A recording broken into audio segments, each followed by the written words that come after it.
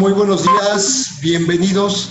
Santo día para todos, la voz del Espíritu Santo desde México, transmitiendo paz, armonía y entendimiento para ti en cualquier lugar que nos estés escuchando.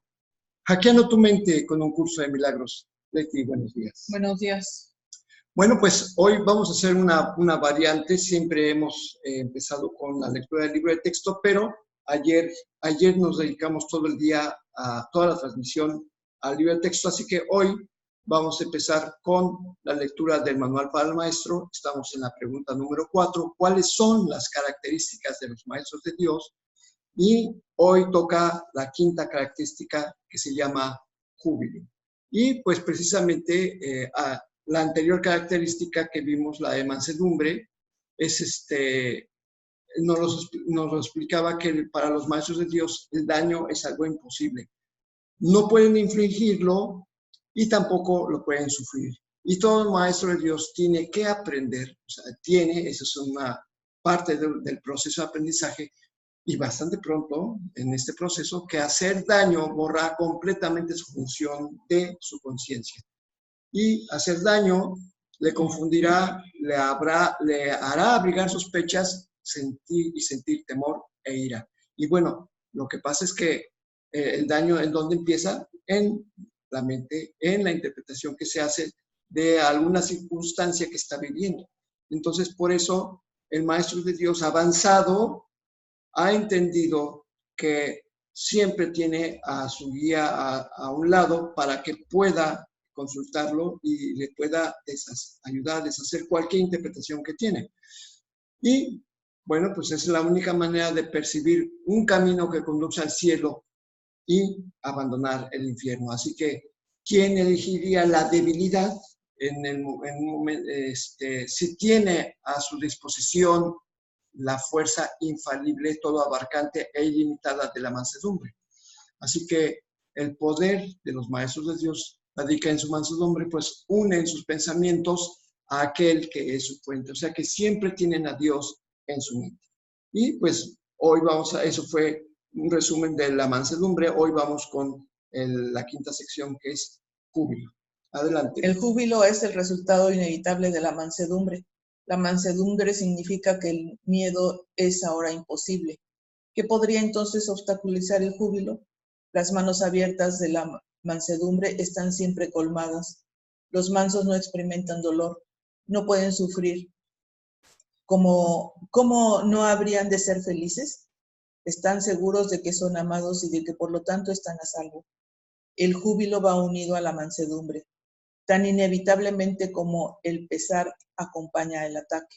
Los maestros de Dios confían en Él y están seguros de que su maestro va delante de ellos, asegurándose de que no les acontezca ningún daño.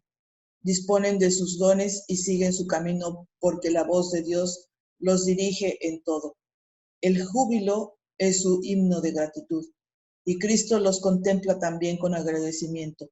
La necesidad que Él tiene de ellos es tan grande como la que ellos tienen de Él. Qué gozo tan inmenso compartir el propósito de la salvación. Bueno, pues es que está más claro que el agua, no es posible. Está muy claro, porque esto es como la consecuencia lógica de la mansedumbre. Y ya sabemos que la mansedumbre es también hermana gemela de la honestidad. Ambas hijas, todos hijos de la confianza, ¿no? O sea, es que si eres manso, quiere decir que has entendido que no hay nada que temer. Y sabes, que al estar en paz, estás mansito, significa que sabes que el miedo es imposible.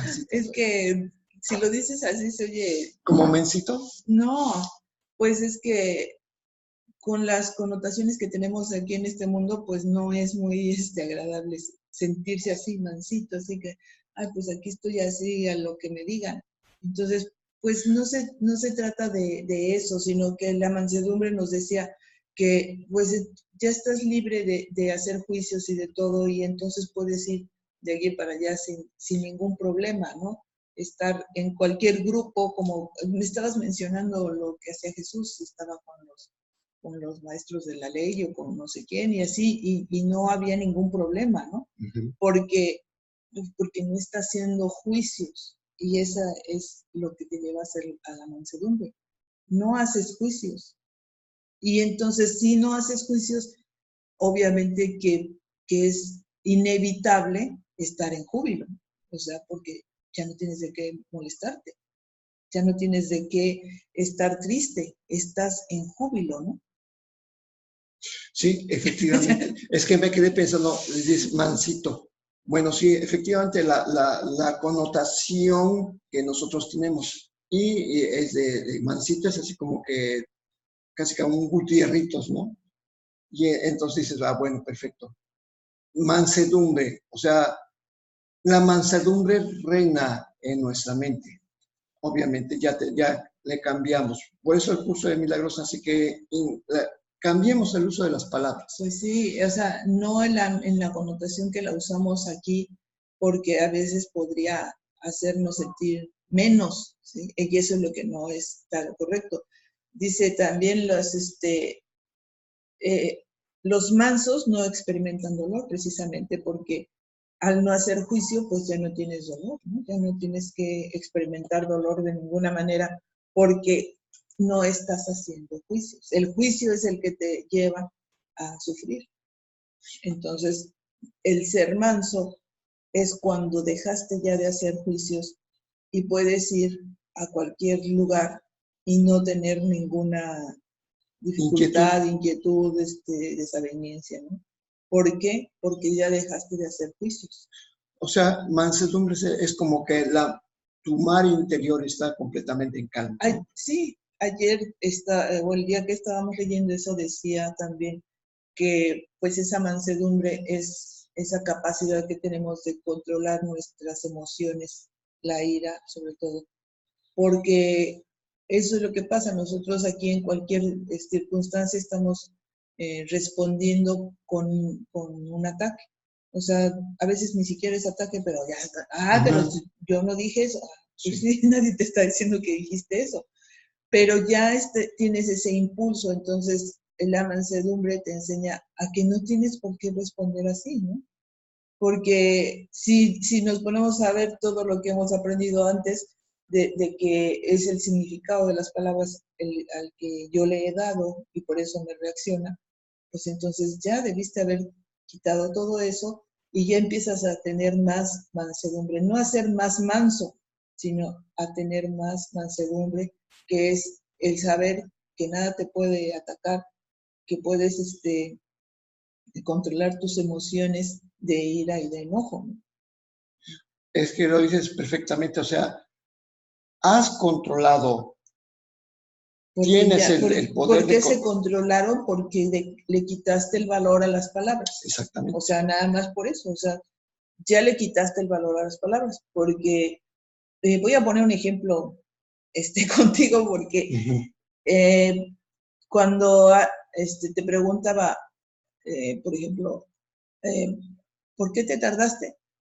Y en verdad que nunca lo hice por ver dónde andabas, o sea, con esa intención, pero tú sentías que sí era eso y te molestaba que preguntara. Entonces estás reaccionando porque tú le das un valor, hasta que lo hablamos y dijiste, es que en mi casa siempre me estaba mi mamá cuestionando de que a dónde iba, qué hacía, que no sé qué, y no me gustaba.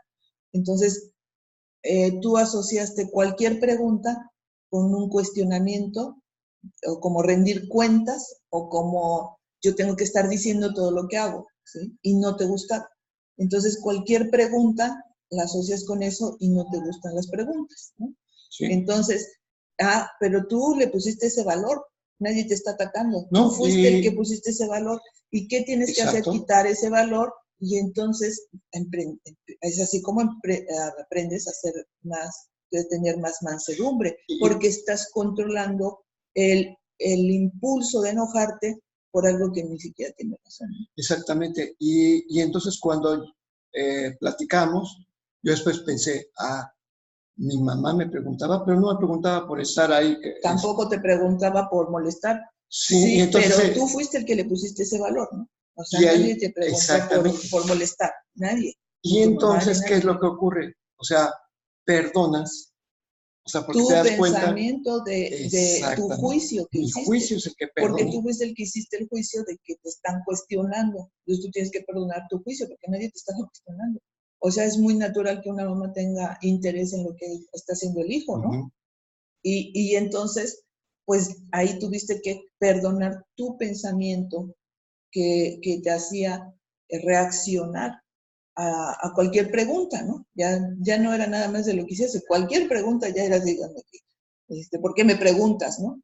Entonces, así es como empiezas a tener mansedumbre porque ya no te hace reaccionar cualquier situación que se te presenta, porque le vas quitando el valor que le has dado a las palabras, a las circunstancias, a todos. ¿Y qué es cuando tú le quitas el valor y que lo ves ahora de una manera distinta?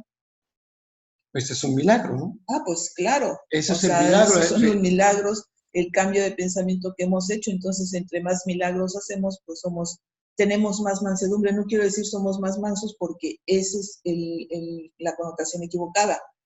O sea, la podemos asociar con la connotación que tenemos normalmente, ¿no? Sí. Si nosotros decimos es un animal mansito, es el que no va a atacar ni se va a estar ahí quieto, va a obedecer. Entonces no es tanto ese sometimiento, sino sí, está calmado, no le molesta nada, no tiene que atacar. Sí, es ese sentido de la mansedumbre que tenemos que tener, pero no por estar... Porque no percibe peligros. Sí, no porque estamos sometidos, sino precisamente porque no se perciben peligros. Y entonces, ¿qué pasa cuando ya eres totalmente, que tienes mansedumbre? Pues entonces eres feliz porque ya nada te molesta. No hay algo que te pueda molestar porque ya están borrados los valores que le diste a tus sentidos. Sí. Entonces, ya estás en júbilo. Por eso dice, el júbilo va unido a la mansedumbre tan inevitable como empezar al ataque, ¿sí? Sí. Porque, pues obviamente, si yo estoy apesadumbrada, ¿qué quiero hacer? Atacar, defenderme. Y entonces, si yo no tengo ya eso, pues entonces estoy en mansedumbre, pues estoy en júbilo también. Por eso los mansos no experimentan dolor, no pueden sufrir. Pero no estamos hablando de la cuestión física, estamos hablando de la cuestión emocional, mental. O sea, no pueden experimentar dolor. ¿Por qué? Porque ya se dieron cuenta. El dolor emocional se está hablando. Exactamente. De que toda invitación a sufrimiento es solamente una ilusión. Por eso el maestro avanzado de Dios conoce la verdad, sabe que es amado.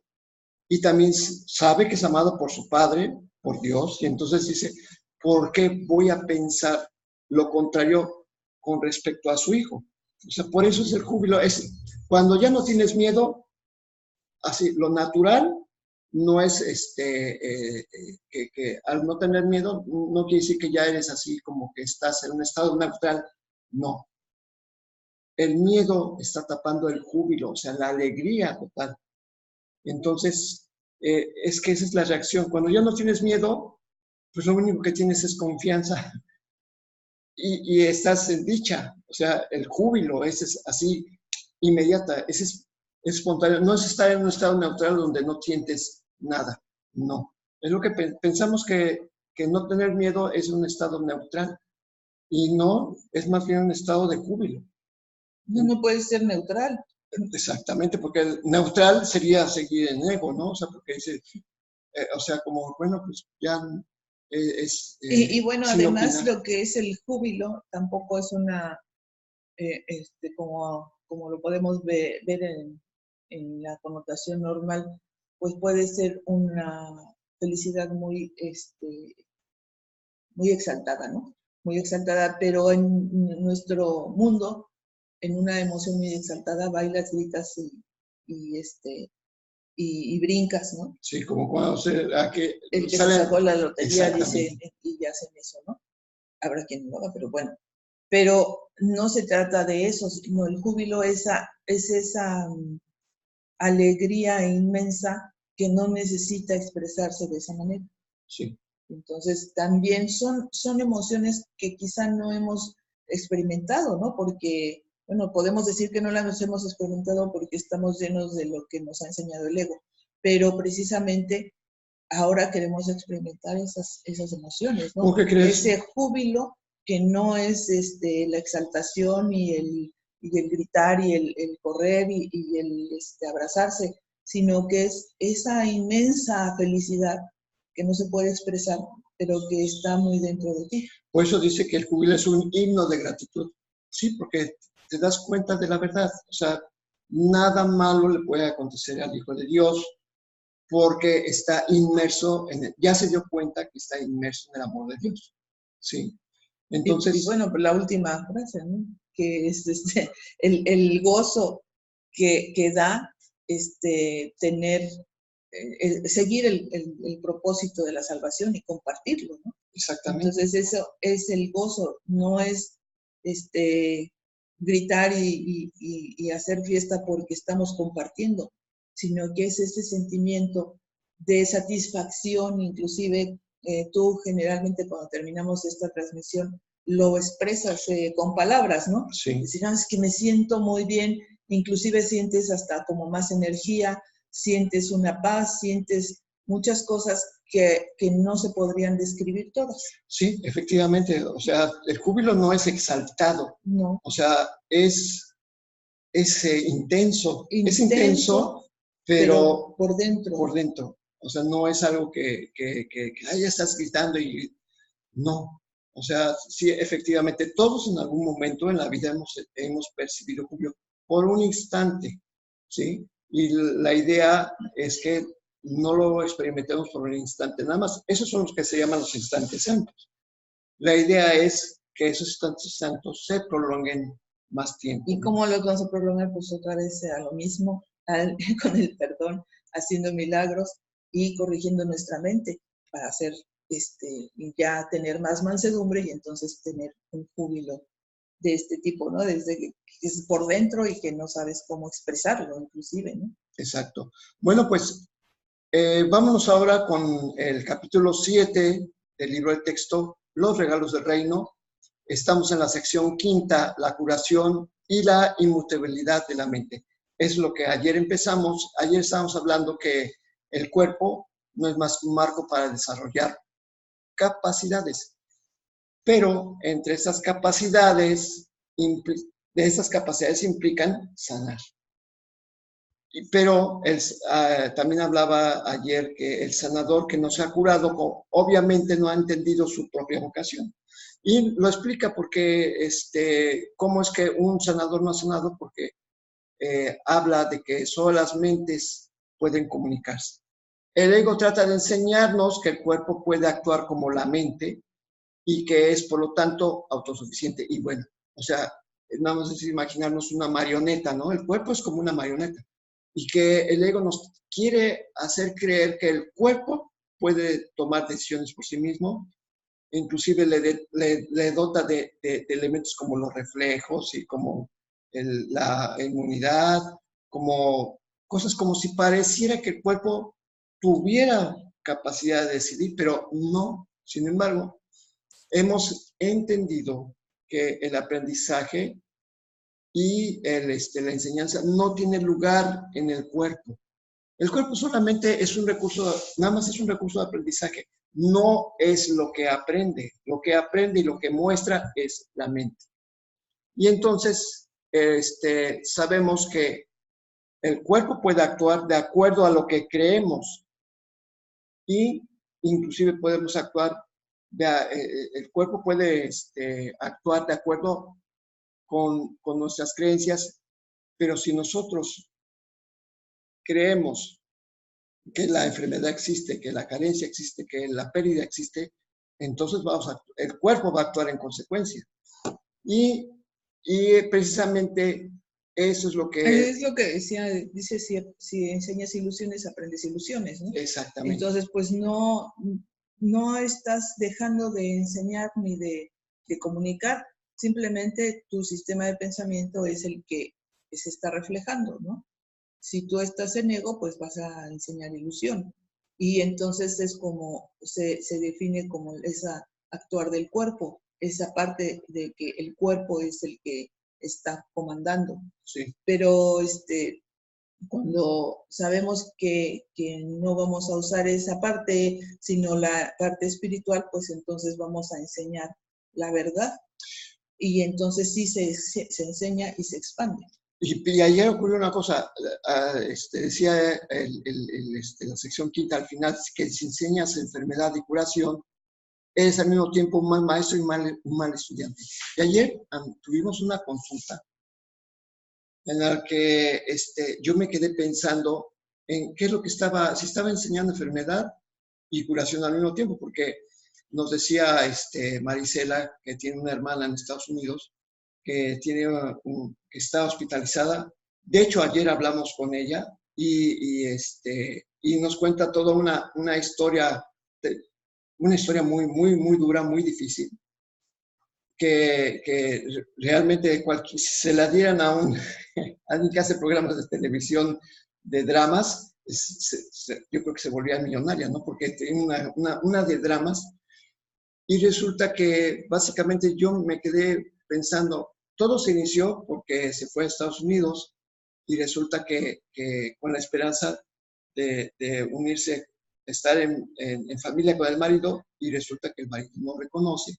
Y entonces se va con 3 chamacos, y tener la guerra de supervivencia allá en Estados Unidos, pues es tremenda.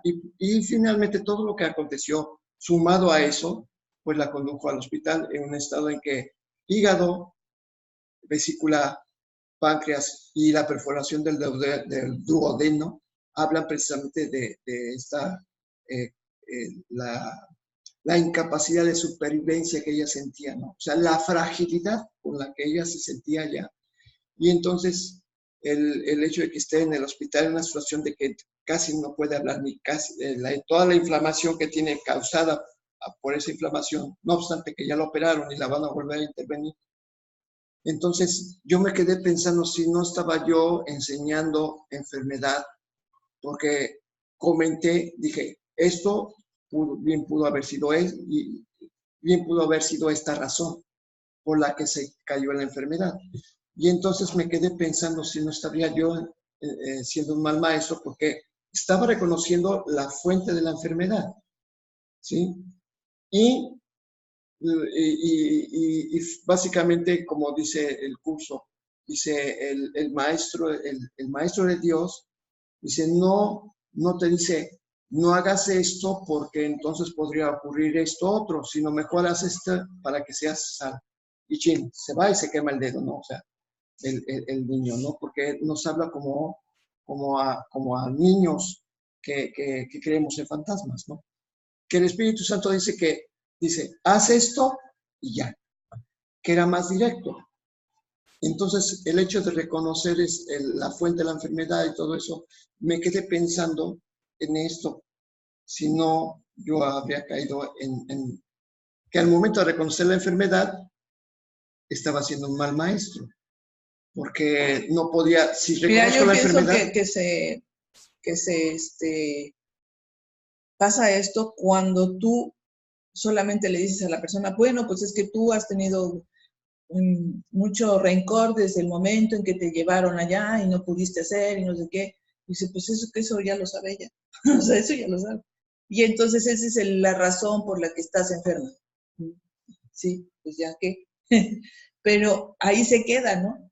Entonces nada más estás reconociendo el motivo por el que se reflejó esa enfermedad.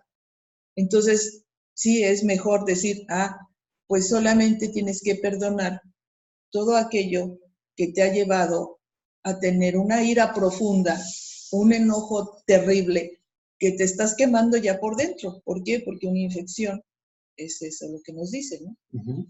Entonces, primeramente, sin importar qué es, pues eso es lo que tiene que hacer. Perdonar todos los pensamientos que han provocado tanta ira, tanto enojo, que ya se está quemando por dentro. Es que ¿sí? es un pensamiento entonces, que no ha soltado, pero es un sí, pensamiento quemante. Se sigue, porque inicia, no, esto no pasó ayer o antier, o un año, 2 años, hace 30 años se fue a Estados Unidos. Y desde hace 30 años tiene ese rencor porque tuvo que sobrevivir con 3 hijos.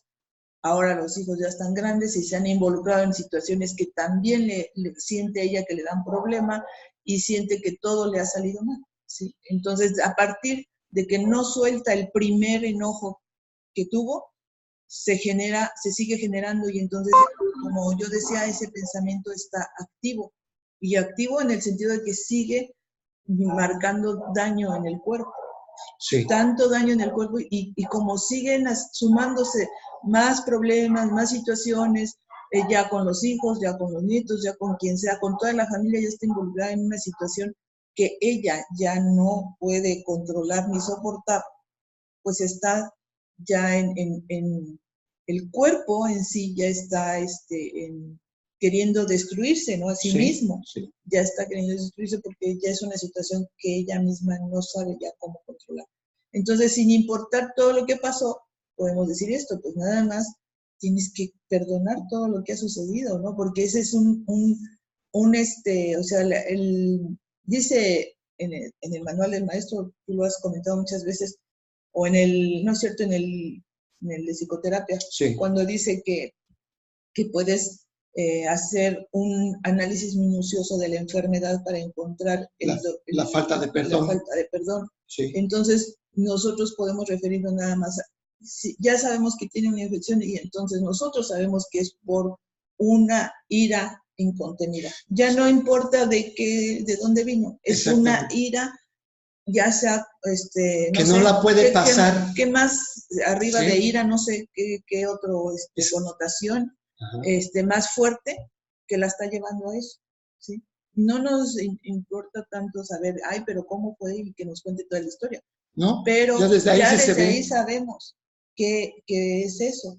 Y entonces lo único que tiene que hacer es perdonar eso que le ha causado tanto coraje, tanto ira y no sé qué otra palabra más allá. Y es que aquí, o sea, ¿para qué siento ira? O sea, son las preguntas.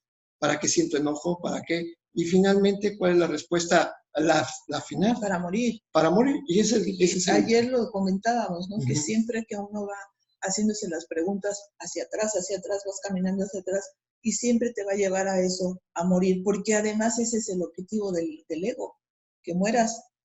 El objetivo del ego es que muera el Hijo de Dios, porque entonces ya se va a decir, pues ya ves cómo todo era mentira. Entonces, ese es el objetivo del ego. Entonces, en nuestro inconsciente muy atrás, ese es nuestro propósito, morir, ¿no? Entonces, si nos vamos haciendo así para allá atrás, encontramos que es esa parte, ¿no? Esta situación de esta persona pues ha sido tan intensa, pero durante 30 años, que obviamente el cuerpo dice, ya no sé cómo, ¿no? O sea, ¿cómo lo voy a hacer? Es que el dolor, el sufrimiento es una elección. O sea, porque... Es una elección, pero inconsciente, porque si lo decimos así también nos dicen, oye, ¿cómo crees que yo voy a querer estar en esta situación? O sea, no quiero estar en esta situación. Y efectivamente, esa elección es inconsciente. Y el curso nos ha enseñado por qué es una elección, ¿sí? Porque es una elección, porque hemos elegido escuchar al ego, hemos elegido estar en el primer sentimiento que tuve, que fue de coraje o de rencor hacia mi marido, quizá porque me llevó a Estados Unidos y me dejó. O sea, ese fue el primero. Entonces, eso fue donde empieza toda esta situación. Y ese es el primero que debió haber corregido, y no lo corrige. O sea, no lo corrige, entonces se suman más, porque sigues estando enojado, ¿no? Sigues estando enojado. ¿Y qué estás haciendo? Proyectando afuera cada vez más enojo.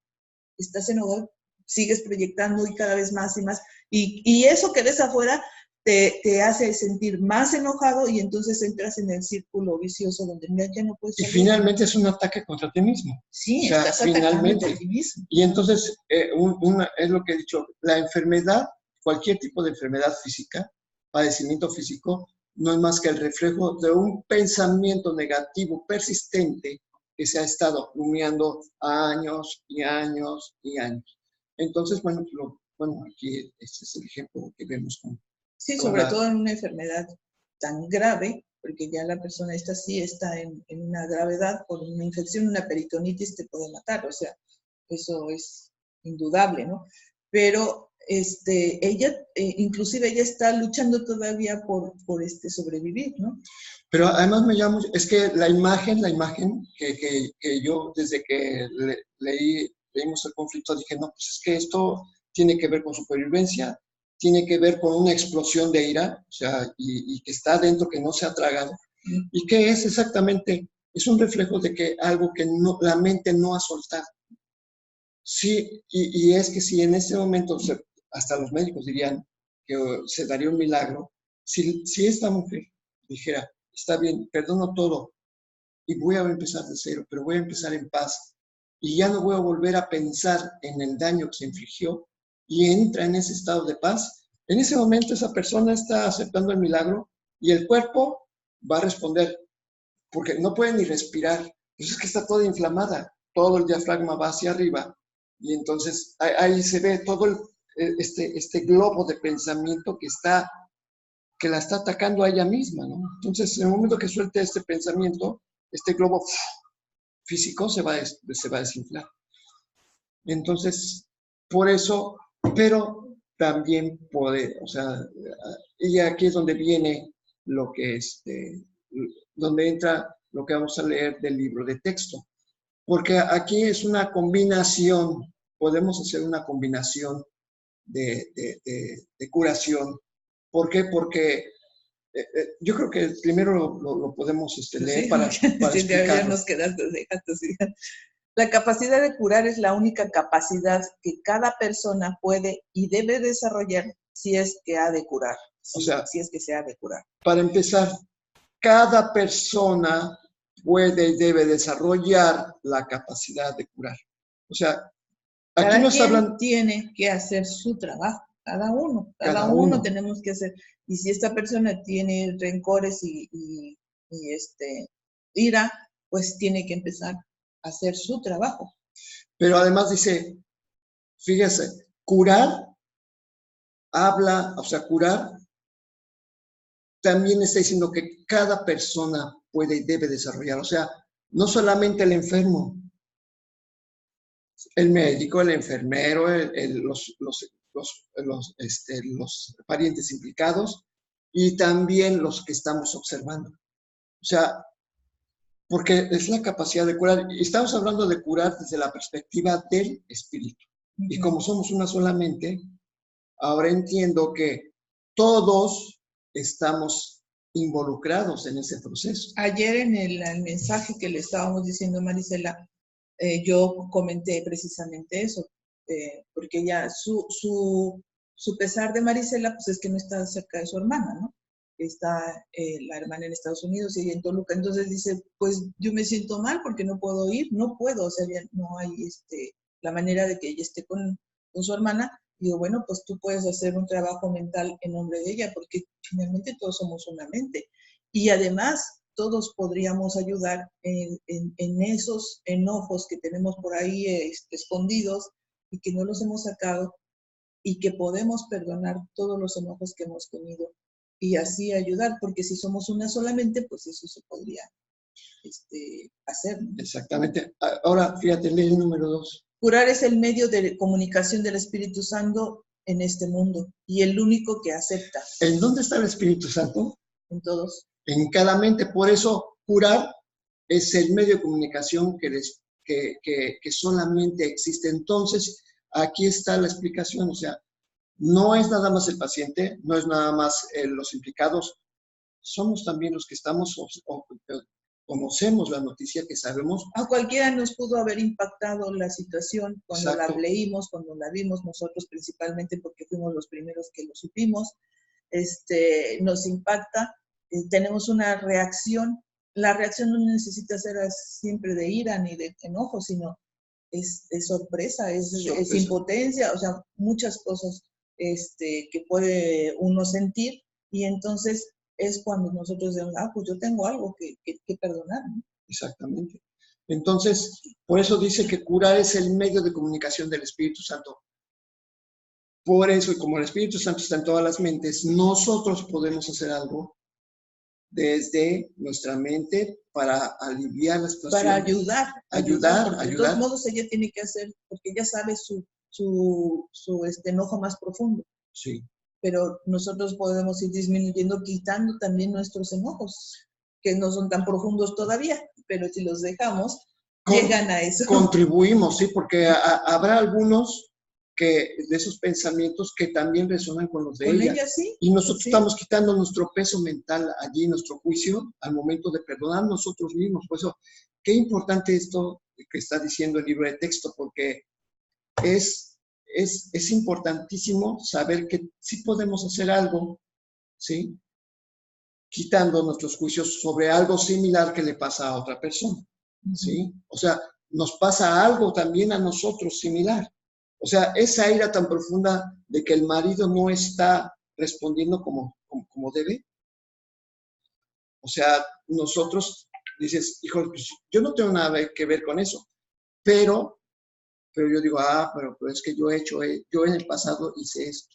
Entonces, yo me perdono a mí mismo por haber tenido esas actitudes, me perdono lo que haya visto en otros y digo, es que me doy cuenta que todo ha sido una mala interpretación, nada más. Y entonces contribuyo a que alguien que está cerca, que tiene un problema similar con un marido, ya también le estoy ayudando. Al ver, digo, híjoles, no, pues para allá va, también va, esta otra relación también va para allá, ¿no? Entonces yo estoy contribuyendo con mi perdón. Sí. Adelante. No reconoce ningún otro porque no acepta la confusión que el ego tiene entre mente y cuerpo. Es que el ego cree que el problema, que por ejemplo en el caso de la hermana de Maricela, el problema de ese cuerpo es exclusivo de ese cuerpo y ya. Y en cambio el Espíritu Santo dice, no, es que todos somos una mente. Por eso el Espíritu Santo no reconoce la confusión que el ego tiene. O sea, ¿por qué? Porque el ego solamente cree que, en este caso que estamos tomando como ejemplo, es exclusivo de la hermana de Maricela. Y no es cierto. O sea, es un problema que nos atañe, que no es un problema, es una situación mental que nos atañe a todos, pero que todos podemos resolver. Sí, adelante. Las mentes se pueden comunicar, pero no pueden hacer daño. El cuerpo al servicio del ego puede ocurrir, El cuerpo al servicio del ego puede hacer daño a otros cuerpos. Pero eso no puede ocurrir a no ser que ya se le haya confundido con la mente. A ver, por eso, las mentes se pueden comunicar. ¿Por qué? Porque es lo único que somos mente. Las mentes no pueden hacer daño. Por eso, cuando nosotros perdonamos en nuestra mente las circunstancias, es porque sabemos que solamente existe una verdad, que todos somos santos y todos somos inocentes. Por eso la mente no puede atacar. O sea, la mente real, la mente de nuestro verdadero ser, sabe que esto no es verdad. Por eso el ego dice que, sin embargo, cuando el ego en el cuerpo, se puede hacer daño a otros cuerpos y al mismo cuerpo, porque hay un pensamiento distorsionado que está atacando a los demás, pero al mismo, como el caso de Maricela. La mente de la hermana de Maricela vio que sufrió un ataque por parte de su marido, por parte de las autoridades, por parte de otros parientes, por parte de un montón de gente.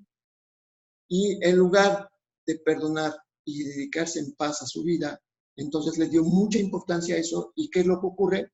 El ataque ocurrió en su propio cuerpo, ¿sí? Claro, un cuerpo puede destruir a otro, ¿sí? Pero solamente ocurre esto cuando la mente se ha confundido con el cuerpo. O sea, que la cuando mente, te identificas con el cuerpo, ego. Con el cuerpo, o sea, todo el curso nos ha dicho, no somos un cuerpo, somos un espíritu, ¿no? Y entonces, como yo percibo con todos mis sentidos, pues me identifico demasiado con el cuerpo. Yo siento la enfermedad, siento el golpe, siento el ataque, siento todo esto, y por eso creo que soy el cuerpo. Entonces estoy confundido acerca de lo que soy realmente. Entonces a eso se refiere esa confusión, ¿no? Exactamente. Voy a seguir. Adelante. Esta situación, no obstante, puede usarse en beneficio de la curación o de la magia, pero debes recordar que la magia siempre implica la creencia de que la curación es algo perjudicial.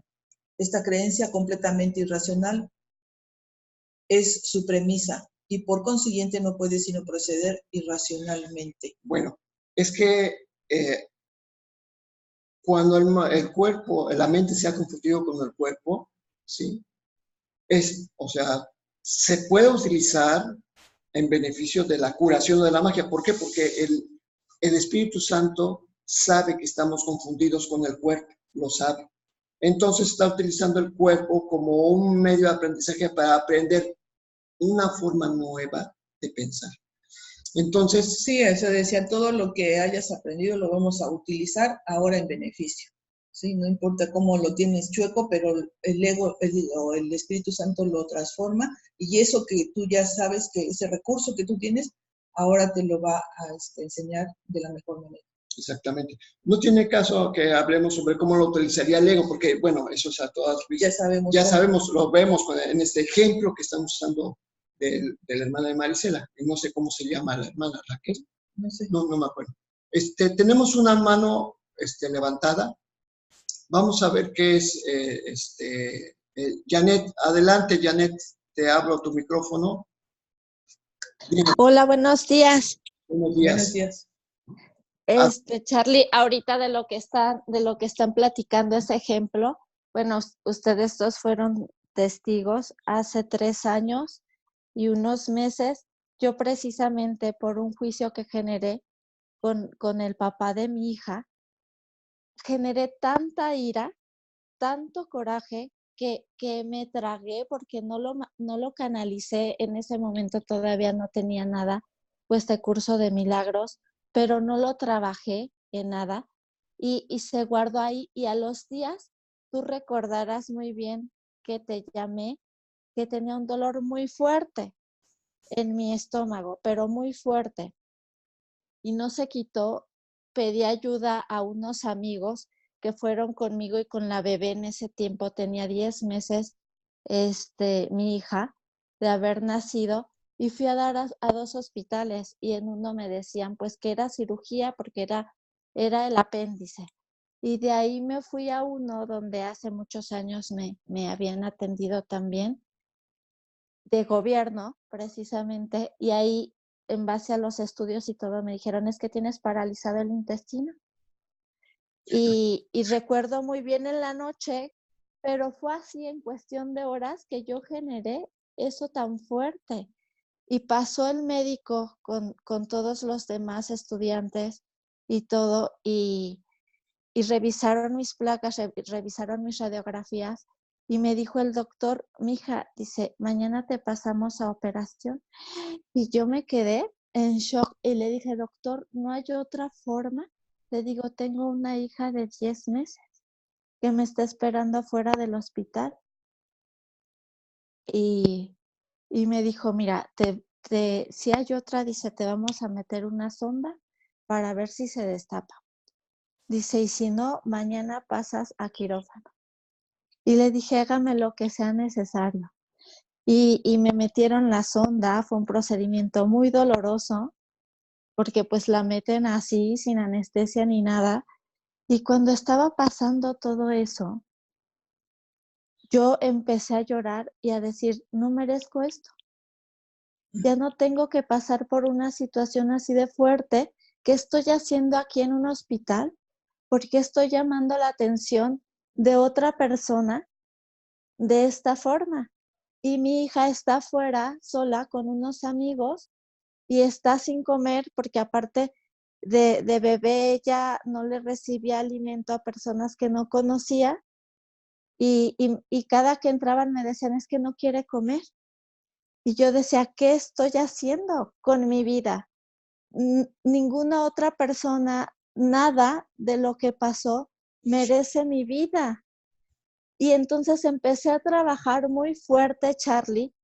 En ese momento yo hablé con Dios y le dije, perdóname Diana, perdónate por todo lo que sentiste y que no canalizaste. Perdona por todo lo que supiste o todo lo que viste y lo que te lastimó. Y yo voy a salir de aquí. Tuve la sonda unas horas y llegó el papá de mi hija como a la hora.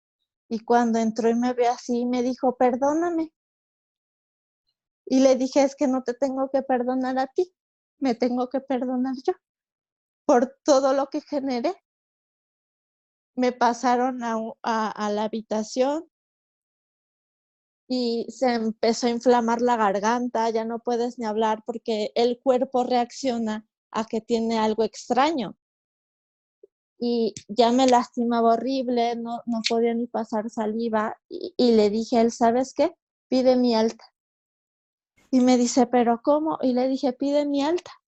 Y fue a hablar con el encargado en la noche y pues obviamente no querían por la gravedad de cómo estaban mis placas. Y me levanté yo y fui a hablar con él y le dije, ¿sabe qué? Deme mi alta.